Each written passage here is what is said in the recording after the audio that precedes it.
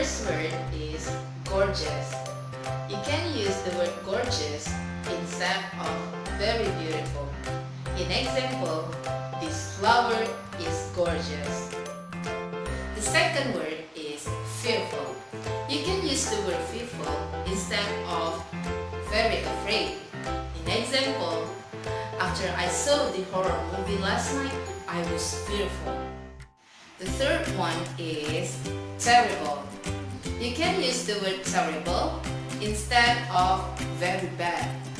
In example, my math score is terrible. The fourth word is furious. You can use the word furious instead of very angry. In example, I made my sister furious this morning. The fifth word is huge.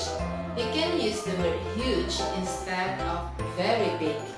In example, the home that we live in is huge. The sixth word is unusual. You can use the word unusual instead of very different. In example, the costume they wore at the party last night was unusual. The last word is effortless. You can use the word effortless instead of very easy. In example, the English quiz this morning was effortless. Thank you for watching. I hope you can learn something for our video. Stay healthy everyone. See you.